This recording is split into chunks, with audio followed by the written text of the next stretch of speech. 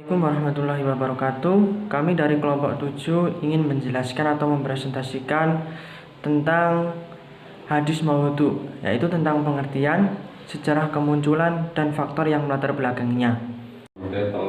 Sebelumnya kelompok kami yaitu kelompok 7 beranggotakan yaitu 1. Azhar Baihaqi, kedua Arif Darussalam, ketiga Amanda Putri Pratiwi, keempat Lorianur Rahmania, dan yang terakhir adalah Anissa Mardika Putri. Untuk pengertian pertama yaitu tentang pengertian hadis maudhu. Menurut bahasa, kata maudhu berarti meletakkan atau menyimpang, mengada-adakan atau membuat-buat dan ditinggalkan. Menurut istilah, Ibnu Salah menyatakan bahwa hadis maudhu adalah hadis yang dibuat-buat dan diciptakan, yang didustakan atas nama Rasulullah SAW secara sengaja.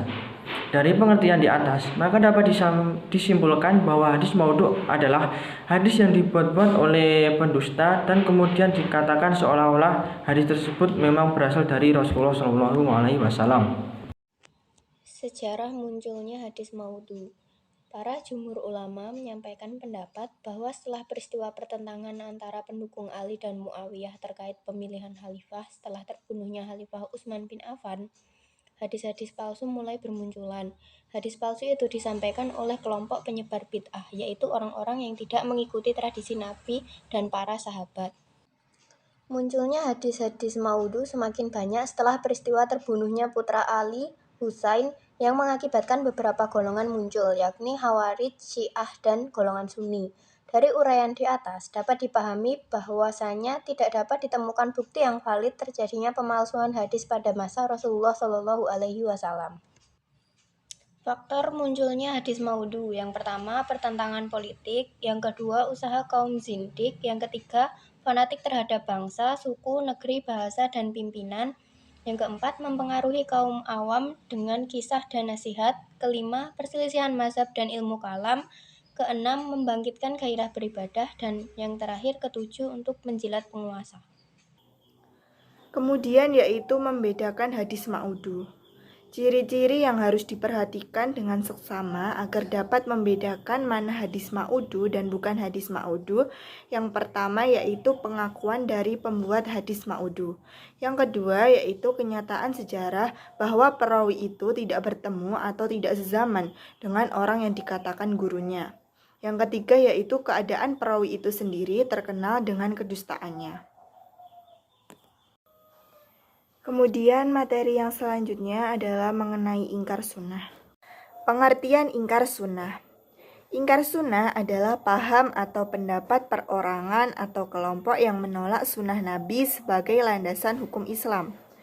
Sunnah yang dimaksud mulai dari sunnah yang sahih, baik secara substansial yakni sunnah praktis pengalaman atau biasa disebut sunnah amaliyah, atau sunnah formal yang dikodifikasikan para ulama yang meliputi perbuatan atau qaulan, perbuatan atau fi'lan, dan persetujuan Nabi atau takriran. Baik, untuk selanjutnya yaitu kelompok ingkar sunnah. Terbagi menjadi beberapa kelompok. Yang pertama ada Khawarij. Khawarij menurut bahasa berasal dari bahasa Arab khoroja yahruju, yang berarti keluar atau sesuatu yang keluar. Sedangkan menurut istilah, Khawarij adalah sekelompok orang yang keluar dari golongan tertentu. Nah, golongan tertentu di sini yang dimaksud yaitu golongan Ali bin Abi Thalib. Orang-orang Khawarij ini pada mulanya adalah pengikut Ali. Akan tetapi karena keputusan Ali menerima tafkim dengan kelompok Muawiyah pada perang Siffin membuat mereka kecewa, dan akhirnya mereka memisahkan diri dari kelompok Ali. Mereka menganggap bahwa Ali telah mendurhakai Allah dengan mengangkat wali selain Allah SWT. Bahkan mereka juga mengkafirkan Ali dan orang-orang yang menjadi pengikut Ali setelah kejadian tafkim tersebut. Oleh karenanya, kelompok Khawarij ini tidak bisa menerima hadis-hadis yang diriwayatkan oleh sahabat yang menjadi pengikut Ali setelah kejadian tafkim tersebut. Yang kedua yaitu Syiah. Syiah menurut bahasa berarti pengikut, pendukung, atau pembela. Berbeda dengan Khawarij tadi, Syiah merupakan sekelompok orang yang tetap setia mendukung Khalifah Ali bin Abi Thalib setelah kejadian tafkim tersebut. Pada mulanya mereka hanya mengagumi Khalifah Ali karena beliau memiliki peran besar dalam perkembangan Islam. Akan tetapi lambat laun kecintaan tersebut berubah menjadi fanatisme.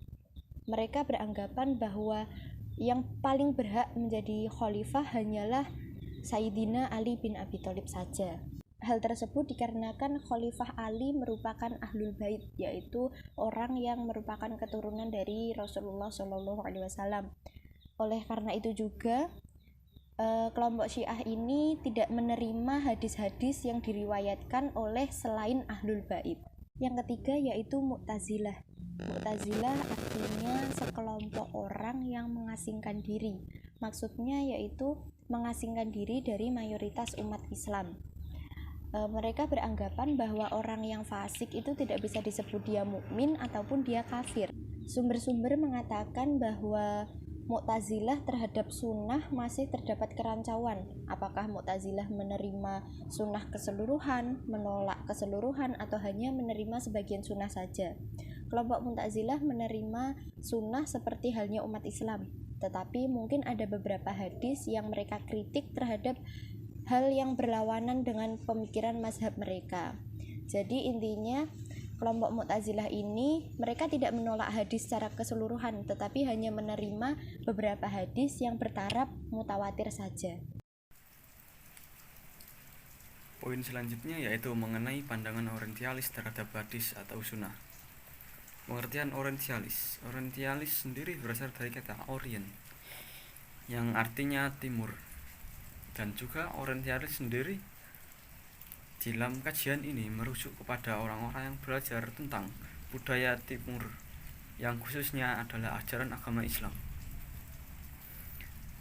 Dan tujuan mereka mempelajarinya yaitu untuk menghancurkan ajaran agama Islam itu sendiri dari kepercayaan masyarakat Muslim di negara timur. Selanjutnya yaitu kajian orientalis terhadap hadis. Yang pertama, asumsi skeptis. Asumsi skeptis yaitu asumsi dari orang-orang orientalis yang meragukan tentang otentitas hadis itu sendiri. Dan kedua, non skeptis, yaitu asumsi dari orang-orang orientalis yang tidak melakukan otentitas hadis tersebut. Dan ketiga adalah asumsi middle ground, yaitu asumsi yang menengahi di antara dua asumsi yang berlawanan tersebut. Selanjutnya yaitu sebab-sebab kaum muslimin terjerat oleh para kaum orientalis. Yang pertama, kaum muslimin tidak menguasai hakikat Islam yang telah dinariskan dan tidak menelaah dari sumber-sumber yang aslinya.